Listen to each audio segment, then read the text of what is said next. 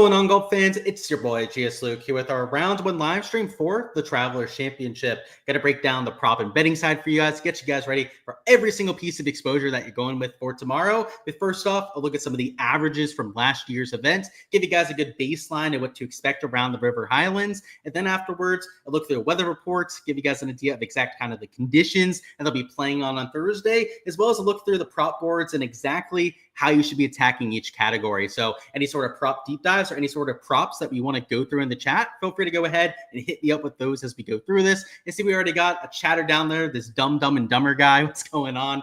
Funny name, by the way. Great TV show movie you had back in the day. Let's get after it for this week. So anything you guys want to deep dive, you guys can let me know. And we'll start off with, first off, some of these course conditions. So you got the Travelers Championship averages from last year on the screen, and it played really easy in 2024. It was a soft year, not a whole lot of wind and rain that players had to deal with. And it played minus 2.37, which I would say even with some solid conditions for tomorrow is probably a little bit easier than what we're going to get this time around. But birdie average was 4.58. Bogey average was only 2.06 per round. One of the easiest tour events that we had on all the schedule. And that was not only just the scoring averages that reflected that, but your fairway average was high at 9.28 per round, but your green average was there at 13.37 per round as well. So a lot of these drastically different than what we had at Oakmont Country Club, which you'd expect going from a major to something with a close to a minus 20 winner most times. Next up, in terms of the weather, we do have a little bit of wind in the PM hours. First off, for the first morning, maybe the first 4 or 5 hours of play, does look like the winds are going to be sub 10 miles an hour. But once you get past about noon, the winds are over 10 miles an hour sustained, and your wind gusts go from closer to the mid-teens to a little bit over 20 to 25 miles an hour. So the PM guys, the guys with the later tee times tomorrow, do look to getting the slightly harder side of things. But overall, I'm expecting like a minus 1.5 scoring average. So like I said, maybe not as low as what you had in 2024, but still some pretty solid scoring, with the added caveat, though, that I think the morning wave is going to play significantly easier than the afternoon. So by morning wave, they have the first tee times at about 8 a.m. local time. I mean, the first 3, maybe 3.5 hours of tee times could play to about a half a stroke easier scoring average than what you have for those later starters. So, if it is going to be like a minus 1.5 average to the field, maybe the morning wave plays closer to minus 1.75. Maybe the afternoon plays closer to a minus 1.25 average, which is going to have trickle down effects on some of these other averages too. So for example, the birdie average in the morning, maybe it's closer to like 4.3, 4.4 per round. In the afternoon, when conditions get ever so slightly harder, maybe it's closer to like 4.1 per round on that side of things. And then, the bogey average, I think it's going to go up compared to what you had last year. So maybe in the morning, it's closer to like 2.4 per round. Maybe in the afternoon, it's even a little bit over 2.5 per round or something like that. So, you're not talking about drastic changes from one side versus the other. But if you're comparing somebody going off at 8 a.m. as compared to somebody going off at like 1:30 or 1:40 p.m. local time, then it could have a pretty drastic impact when you're looking at it that way. And then, the fairway average, I think will be close to like 9.1, 9.2 per round. I don't think anything drastic with that category either. And then your green average, probably close to like 13.1, 13.2 per round. But once again, the morning versus afternoon thing is going to have a slight impact on those categories as well. So that's it from the general aspect as well with the weather in terms of morning versus afternoon. The other thing I want to go through would be these pin locations, which they did just tweet them out, but Draftkings did have them loaded into their round one tracker. So I already knew what these were quite a long time ago. So I've already incorporated them into my analysis. In fact, with those averages that we just went through, it's already something that I've accounted for, but we'll go through them together. I'll show you guys kind of where all these locations are so that you have an idea for yourself, but they're about average, I'd say. There's some easy ones and some hard ones out there. What's going on, Steven? What's going on? Griffin as well. He said, you were right about Finau sneaking through the cut, but bro melted. Yeah, it happens sometimes. At least he got you some points over the weekend by sneaking through there. Let's have ourselves a week this week, though. What's going on, Joseph, as well? Have ourselves a Wednesday out here. So let's go through these pin locations. So first off at hole one, it's in this back left corner, which for a shorter shot, these back hole locations can be tricky. And you can see some slope behind it too. So like this is a sneaky hard location because you have all that slope that'll take you off of the green if you hit it a little bit long. Hole 2 is a front pin, so this is the easiest pin that you have at hole 2, I would say. So like I said, some easy, some hard pins that you're going to see mixed in here. I don't think a really big effect either way when it comes to the scoring. Hole 3 is in the back left corner. Just like hole 1, those back pin locations on the shorter par 4s are definitely a little bit trickier than the front ones. Next up, you have 4, which is in the middle back portion of the screen. It's not that protected left to right. So though it's going to play longer as a longer par 4, you do have a ton of room to potentially hit something close. So don't be surprised if 4 actually plays easier than you might expect. Next up, we have a par 3, which is over here on the middle right side. You do have a little bit of backstop that can help you out with it, but it's a longer shot in, so players aren't going to be spinning it off of that or anything. It's more so that if you have a ball coming in with a little bit of heat, maybe that backstop helps you stop it a little bit closer to that pin location. Next up, you have a par 5, so that's the par 5 sixth. It's on the middle left side, which I would say is a pretty simple up and down, even if you short side yourself in this bunker. So I think it's probably the second easiest pin location that you get at hole number 6. Next up, we have 7, which is a mid-length par 4, and this is also in the back again. So the sloping doesn't make these that difficult. It's more so that it's a wedge or a short iron. They're going to have to control your spin towards the back. So that's why I think they're like average pin locations, because it's not like they're, tucked over bunkers. They're not difficult from that perspective. It's just that making birdie to these back pins it's not easy to do when you have to hit like a half wedge shot. Next up, we have 8, which is a middle left pin location, another longer par 3. I would say like the second easiest, maybe the third easiest pin here, though. It's about average difficulty towards the middle left side. It doesn't add a whole lot of length to it, and unless you short side yourself towards the left side over here, you're going to have a whole bunch of room to get anything up and down if you happen to miss the green. Next up, you have 9, which is a front pin location. This is one of the easier pins that you have on the golf course. It's at a low spot too, so this is going to be birdie galore at hole number 9. Hole 10, so that is a back middle pin again, another mid-length par 4. So it's crazy how it's like that on almost all these mid-length par 4s, that they're going to be on the back side. It's trickier than it looks like on paper, just like with the other ones. 11's a short par 3. It's towards the middle left. This is going to be a birdie bonanza as well because it's towards the fat side of the green, and it's a super short shot in. So, they would ideally rather have it at the front, but they're still going to make a whole lot of birdies when they have less than 175 and in. Next up, you have 12. This is a back right pin location. It's a short shot in, but just like the other ones on the course, not a whole lot of room to spin the ball back. So look for that one to still be easy, but maybe not as easy as you'd think for a 400-yard par 4. Next up, we have a next par 5. This is easily reachable in 2, and it's towards the middle right over here, which it's not the hardest pin that you can get on this hole. The hardest pin is over towards the front left, which is like more like middle left, about where my cursor is right now. But up on this little shelf over here, it's not the easiest chip because you do have the slope just in front of it, which you have to chip over, especially when it's wet. But it is at the broad side of the green. You have all this green to work with. You miss short right, you're going to have the room to chip up and down to it. Just don't miss in those bunkers over the back, and you can probably make birdie there. 14's another shorter par 4. That one's a middle left pin location. It's I'd say the second easiest pin. The easiest is front right, but that's probably the second easiest there on that front left side. This is the drivable par 4 next. This is on the front left side too. So this is the second easiest pin. The easiest is front right, where you don't have to worry about the water as much, but still front side is the easiest to get up and down to at 15. Next up, we have 16, which is a front right pin location. It's at a low spot, which will help players get close to it, but it is kind of eerily close to the water. That would be the one difficult part there. 17 is a shorter par 4. It is a layup hole that's in the back left corner. So I don't know if I'd say that this one's a hard pin, but kind of like the other shorter mid-length par 4s.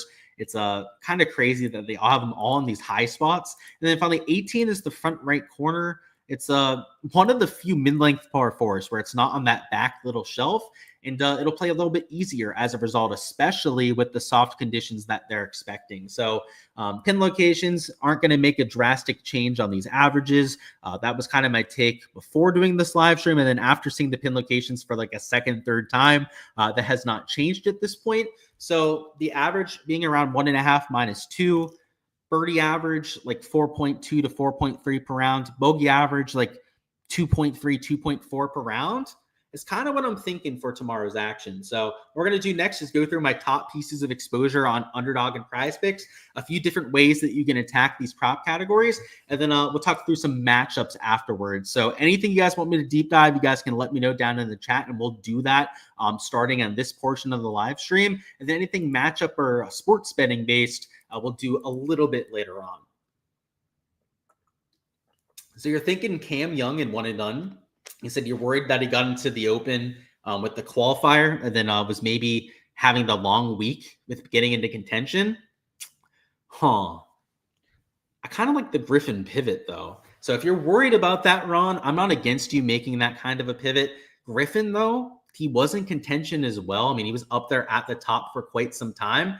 I would say it's kind of a coin flip between those two for me, because I think the ownership on both in that one and done is going to be pretty close on both of those as well. I would say go with your gut. If you think Cam Young's going to be exhausted and maybe Ben Griffin isn't because he plays every week on tour anyways, then I'm totally okay with making that kind of a change. 2% last week, bro. He had the keys to the kingdom. Good luck this week. That was the Tony Finau, I'm guessing you're saying. Okay. Can you give me some weather stuff? Yeah, I was looking at the AM wave before, bro. If you want to get the full take on the weather stuff for like fantasy, check out the Ship It Nation live stream. I have an entire live stream dedicated to that. I did an entire hour talking through the strategy on that side. So if you're here for the fantasy stuff, you are at the wrong live stream. I'll just direct you to that right now. Check it out on the Ship It Nation YouTube. That's where you can find all of that. But I mean, I already mentioned it on this live stream a little bit, but it's the AM guys. That's where the winds are lower. That's where it's not going to be as hard to play out there. I think it could play maybe a half a stroke easier for the first half tomorrow. That's the Spark Notes version. But if you want the full take on it, there's a whole live stream for it. You like Young too, but you think he wins the 3M not this week? Okay, I like the 3M course fit. It's a little bit of a Bombers golf course, and TPC Twin Cities is, I suppose, the name of that one. Another TPC golf course. We play so many this time of year. I'm not against that take, man. I think that makes a lot of sense. Let's go through each of these categories, and I'll kind of give you my take. So the strokes board, I actually think is probably 0.5 to 1 stroke too high. So you'll see that they have like a lot of your lower tier guys at -1.5, which on some lower tier guys that makes sense, like the guys that don't have form, but guys that are going off early that are in form, I could easily see taking some unders on. So like we're going to go through one here in a second. That'll be one of the props that we play. But like even some of like your elite tier guys, like they have a Henley, a Lowry at 68 strokes, a Siwoo Kim at 68 strokes. I think even those could be a little bit high as well. And the reason I say that is last year, the average was 67.63. It's been raining there this week. I don't know if I mentioned that one when we were going through the weather, but it also rained there on Monday and Tuesday. So this golf course is going to be pretty soft, just like it was last year. First half of tee times tomorrow, I mean, it could play -2, maybe even a little bit lower than -2. That's why like having these guys at 68.5, only -1.5, especially guys like Bud Cauley, who've been playing some pretty good golf, is I think a really good spot to take an under on. So he'll be one of the props that we're going to point out in that category. But in general, I think a lot of these guys are like 0.5 to 1 stroke too high. And it's not like the sportsbook value is massive on any one specific player, but you can find a few that are like -130, -140 in that direction. And that could be an even better way to get onto some players for some unders. But Bud Cauley, want to point out, he has one of the earliest tee times out of anyone. In fact, he's got an 8 a.m. tee time, which I believe is the first group out. And at these shorter golf courses this year, he's had a lot of top 10, top 20 finishes. In fact, he's been an absolute killer at some of the golf courses at under 7,100 yards. So I like that for Bud Cauley. I like the tee time aspects. It's going to have the ideal conditions, as we were mentioning out there before. If you look at birdies are better, I also think that they have some of these guys a little bit too low. And I did have a Russell Henley over on birdies that I actually took on the Bet the Number blog I did earlier today. But there's some other guys I thought made sense for it as well. So like, for example, an over on Steven Yeager for birdies was someone that I ended up entering. He's got a 9:30 tee time. So also he's going to get the slightly advantageous conditions going on in the first half of tee times. But he's a player that for the year is number 25 in birdie or better percentage. So I'm not somebody that really looks at those last fives. It was actually a mistake that I even clicked that there. But for the field average to be like 4.58 per round last year, I think it's going to be at least 4 per round tomorrow, if not closer to like 4.2, 4.3 per round. If the morning guys are going to play to an even better average than that because they're getting almost ideal conditions, then Steven Jaeger, who's already a well above average birdie maker to begin with, would project like 4.5, maybe even close to 4.6, 4.7 birdies per round. And we can get him here at 4 with all that push equity at that number. And then, of course, all the over equity if he can go out there and get off to a hot start. And what I like about Jaeger is that he's an aggressive player, he's a good iron player, also a long player off the tee who's going to try and make as many birdie or better as possible. Like, he hasn't even had the best year. That's why him being number 25 might even be a little bit surprising to some of you out there. Right? He had a much better 2024 than what he's had to start 2025. But even then, he's still an elite tier player in this category. So this is just one example of the props that I'm taking. And just to give you guys an idea, I've already entered 10 prop slips at this point. So I already have well over 20 props. I think it's close to like 25, 30 props that I've entered for round 1 already. You guys want to find every single piece of exposure that I'm entering, you guys can find those over there on my Patreon page. A link to that will be in the description of this video or this replay of this live stream if you guys are watching it after the fact. But on there for the $15 a month membership, you guys can see every single prop I'm taking on these boards. But hopefully this gives you guys a little bit of a blueprint to use for your own exposure. Next up is the matchups, which I don't really have much to say here because I haven't entered any matchups myself. And that's by design. This category is usually a little bit of a sucker category. And the reason I'm going to say that is this 0.5 that they have attached. These 0.5s have a drastic impact on how you should be playing these. And if you don't know how it works, by the way, let's say that a Rory McIlroy and a Shane Lowry tie for birdies tomorrow. This 0.5 means that the under would hit, because to go over this sort of line, Rory has to beat Shane Lowry by at least 1 birdie. And it's not going to be the case on every single matchup. But in general, the value, the quote unquote value, I'm going to put it in quotes because there's a reason why I don't enter a lot of these birdie or better matchups, is to take unders rather than overs, because you're going to find more value on guys that are closer in birdie or better percentage than guys that have over that 0.5 birdie discrepancy. So for example, like a few weeks ago, there was a matchup where it was like Russell Henley versus Rasmus Højgaard, and Rasmus Højgaard makes more birdies per round than Russell Henley does, and he was getting the 0.5 on top of it. So we took it for one of our props. He ended up making more birdies than Russell Henley did anyways, but if they would have tied for us, the under would have been the side that had that value. So while there's not going to be any sort of exposure that I'm taking for this board, I will point that out because in general, that is the side that has the value for that sort of thing.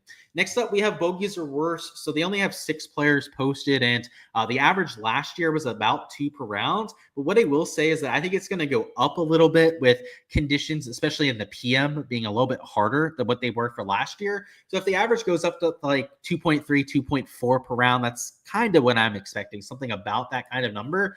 These guys would make a whole lot of sense to have it too, because they're elite tier players. They're all above average bogey avoiders in every single case that you have with these 6. So for them to be like 0.4 to 0.5 bogeys lower than the projected field average would be an adequate projection, I would say, in all of these different cases. But, you know, there's always exceptions. If you want to try and find a fade, if anything, I guess I would lean towards the over, just because I think the average will be closer to that 2.4, 2.5 per round. But I wouldn't say that any of these are massive value, in my opinion, just because they all are elite tier players when it comes to the category. So I kind of understand why they have those projections up. Next up, you have Fairway's hit, and this is a category that I did get some exposure to myself. I think that some of these guys are a little bit too high. So the average was 9.28 per round. It might go down a little bit, especially with the winds in the afternoon. And looking at this board, they have some guys that are atrocious drivers. I'm talking about like some of the worst drivers that we have on the PGA Tour, like bottom 50 guys in terms of driving accuracy, that they have 0.25 lower than the average. So for example, and this one was from the Bet the Number blog that I did earlier too, it was a Wyndham Clark under on fairways. And the idea there, if you guys don't know his number, he's like number 137, like number 140 on tour, something like that, when it comes to his driving accuracy. I can't remember the exact number quite off the top of my head, but recently he's been losing a whole bunch of accuracy to the field when it comes to hitting fairways. And the thing about this golf course that you really have to consider when you're looking at these fairways is that there's 2 potentially drivable par 4s, which if you're a long player off the tee, you're going to try and take those on, and that could lead to an extra fairway or 2 that you're going to miss right there. But also there's some dog legs, where if you're a shorter player and you don't have a lot of carry distance, you're going to lay up to them because there's no incentive for you to hit a driver if you can't get it over the corner and cut off that kind of distance. But if you're a bomber like a Wyndham Clark and some of the other guys that have faded on this fairway board for unders, I hit the ball a long way, you're going to take on those kind of a dog legs. And if you're hitting driver on those really tight tee shots, you're probably going to miss an extra fairway or two right there. So you're talking about somebody that strategically is going to have a hard time hitting fairways if he tries to lean into his best asset, which is that driving distance. And then he's already somebody that misses a whole bunch of fairways. So with the push equity at 9, I thought that was worthy for taking for an under. And the beauty of doing so, if this is going to be the 3-man slip that we take on Prize Picks, is that it gives you a full 6x payout if you end up getting those. So look at that. It says first place pays 5x and then the 3x pays 6x. I'm not sure how they calculated that one there, but let's just say that the base payout is higher than the one you can finish in first place for. Green regulation board, I actually thought they did a pretty decent job with. In fact, with this board, there was only one prop I only ended up entering for myself. And we're going to save that one for Underdog. So, and I'll just point it out right now, I guess, if you just wanted to enter it over on this side instead. But it is something I'm going to point out on Underdog because I had a pairing for it that I liked a little bit more. But yeah, it'd maybe be like an under on some of the players that they have in this board. Just to go back to the averages, the average was like 13.37 per round, but that was without wind. And that was also on a very soft golf course last year. So, you know, this time around with a little bit of that PM wind kicking up is why I might fade somebody like a JJ Spawn. So we're going to take him out for now. I'll fully explain it when we get there. Partially because he won a major, and I think he's going to be dealing with a little bit of that major hangover that you get for these guys that first breakthrough. And then also the tee time. He tees off at 1:45 local, which is one of the last tee times of the entire round. When the winds are going to kick up, the course is going to be a little bit more dried out than what it is in the morning. That's part of the idea there too. But for the Prize Picks side, those are going to be the 3 props that we take for that pick'em site. We're going to go to Underdog next, so we'll talk through a few over there. He said, thoughts on Hovland? So if you mean in general, I mean, I like the form heading and like the fact that he showed us that over the last month or so that he's capable of playing consistent golf. He's gained a bunch of strokes on approach over his last 4 starts. Not even just the win that he had at Valspar, but he's had some other top 25s over the last 3 or 4 event sample size. I like that all for Victor Hovland, but he will be pretty popular in TFS this week. They're not going to be the only one that sees that form with them. But I do think that it's somewhat substantiated. I mean, he's fits the golf course well. It's a second shot golf course. But unfortunately, you might be buying at the wrong time. Like the last couple of weeks, U.S. Open, I thought was a really good spot to buy Victor Hovland stock. Maybe not so much when he's one of the more popular guys of the week. All right. So let's find JJ Spawn first, and let's put him in here.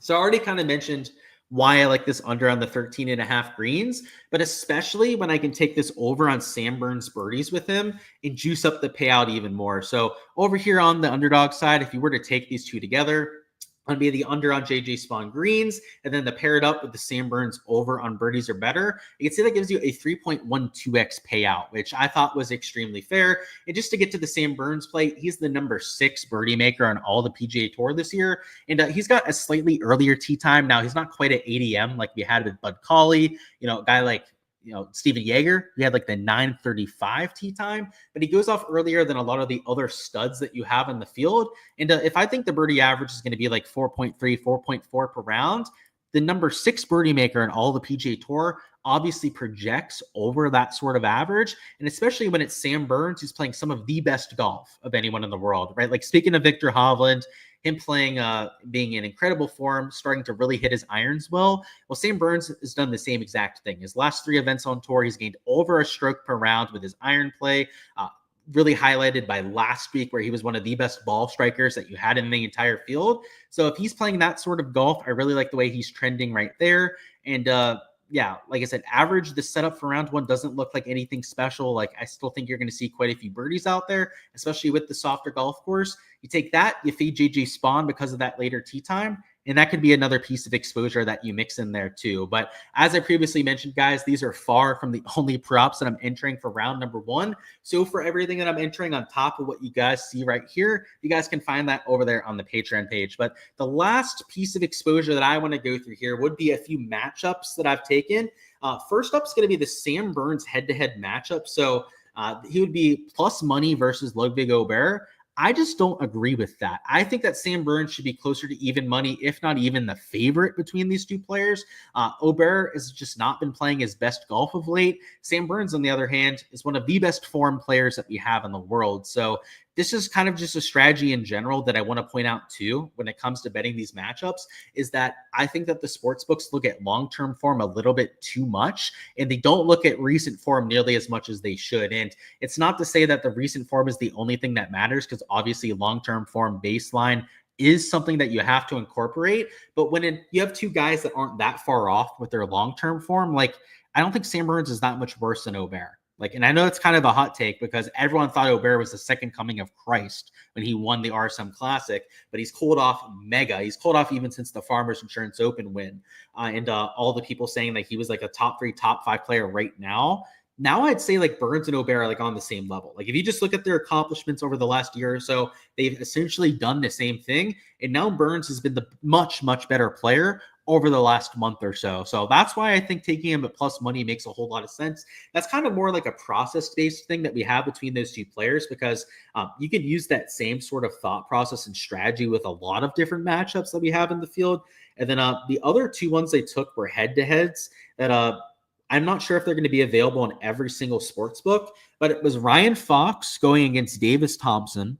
I took Ryan Fox at minus 105, and that's another example of that same principle in action, because long-term, Davis Thompson might be the slightly better player, at least if you use like the last 2-year sample size. But over the last 3 months, it's not even close. Ryan Fox is clearly the better player. And I would argue that long-term, now that we've had like the last 2-year sample size, that Ryan Fox and Davis Thompson are almost the same exact player if you use that kind of sample, and that Ryan Fox should be a big favorite over Davis Thompson when you look at the recent form. So that was another one that I mixed in there. And then another one was Nick Taylor versus Tom Kim. And it's, I guess I did the same thing with all three of these, but I guess it's good to kind of like drive this point home. But it's Nick Taylor at minus 115 versus Tom Kim, who you could say over the last couple of years, like maybe a lot of people would say Tom Kim might be the better player, but are we really sure that's the case? I mean, Nick Taylor's won multiple times. Tom Kim has won multiple times. And I know Tom Kim's like the young guy, new guy on the block, probably going to get better and surpass a Nick Taylor. But we're talking about right now. I'd argue that they're about the same right now. I think that's kind of fair if you look at the last 2 years in their track record. But if you look at the last month or so, Nick Taylor's by far the better player with form. So just like those other two ones, like plus money even on Burns, you can get him as the true underdog on those other two. But for Ryan Fox, Nick Taylor to essentially be even money coin flips against their opponents is, I thought, a little bit of a mistake. And those other two, they were head-to-heads. They're not really like 2 balls for round one. So not every sportsbook's going to have those exact combinations. But if you can find those, I think Bet365, some of the sportsbooks like FanDuel sometimes end up posting the same ones that they have on Hard Rock Bet. You guys can check those out as well. But over there on the Discord page that I have for my Patreon members, I post every single matchup that I'm taking on the sports books too, which when I was up there in Pittsburgh, able to enter on things like Draftkings, it was kind of nice to have even more exposure, even more selection when it came to what I entered. But now that we're back in Florida, it's a little bit more on the pick'em sites, which I know a lot of you guys that follow my content here on YouTube found me through a lot of the pick'em sites. So that's probably music to a lot of your ears, that we're going to be focusing more so on this kind of exposure. But for all of the matchup and all of that kind of stuff on the sports books, you can find that over there on my Patreon page as well. But that's all I've got for round number one, guys. It's been a long week of making some content, getting back down here to Florida. But we had a lot of fun at the U.S. Open, and it was great to be able to see a lot of that golf in person. But I do got to say, I'm kind of glad to be able to like just sit on a couch and watch some golf tomorrow, because I get to actually see everything. I get to use my shot tracker unlike I was out there on the golf course. There's obviously a lot of fun to be had when you're out at a golf course in person, but it also makes you kind of miss the things that you have as a golf fan at home, where everything's just at your fingertips. You can watch every shot if you want to, pretty much. Got the ESPN Plus groups that you can follow. I've got, you know, my phone on, I've got my laptop to the side, I've got my TV up, right? When they've got all the golf going on, I kind of missed that aspect of it as well. So I'm really looking forward to that. And of course, guys, for rounds 2 through 4, we're going to be doing the same kind of content that you guys saw here. So if you guys learned a lot from the averages, learning about the weather, how to attack all these different boards, we're doing the same thing through Friday through Sunday on my YouTube channel. After the round ends, we'll be doing all the prop live streams right on this channel. So make sure you subscribe so you guys don't miss any of that. But as I was also telling Griffin there before, guys, I do all the showdown stuff, all the fantasy golf stuff over on the Ship It Nation YouTube channel. So if you guys haven't already subscribed over there as well, make sure you go ahead and do so you guys don't miss any of the showdown content for Friday through Sunday. And, unlike a lot of the other channels out there that'll do content before the event starts, just like you're seeing right here, and then kind of leave you on your own for rounds 2 through 4, right? This is a channel that embraces the live betting aspect. And what are the only channels? And I don't understand why that's the case. If anything, I think the live betting, the fantasy for rounds 2 through 4 are some of the better parts about actually betting on our sport, right? I don't leave you guys hanging from that aspect. That's the best part about the channel, getting you guys ready for all the exposure as the week goes on. So subscribe so you guys don't miss any of that when it drops. And best of luck with all the exposure that you're getting to, whether it's for the prop slips that we talked about here on the stream, the fantasy lineups that you might be going with on a Draftkings. I hope to see your names towards the top end of some of those GPPs. And for every single piece of content that I'm dropping on a week like this, whether it's the prop slips on Underdog and Prize Picks, the spreadsheets that I'm posting for fantasy content over there for my Patreon members. Make sure to check out the Patreon for all of that. Not only will that give you access to every single take that I have for a player on a week like this, but it also helps support the channel, right? With all the content that I'm doing here for free on YouTube, helping teach you guys to become better bettors of this lovely sport that we follow. If you join the Patreon page, it gives you all the access to the info, but also helps me make even more kick-ass content. So if you want to support everything that we're doing here, that's a really good way to go out there and do so. I'll go over any last second questions, and then we'll hop on out of this thing. Looks like we're good to go. So cheers to you guys. Best of luck, and I'll see you guys for rounds 2.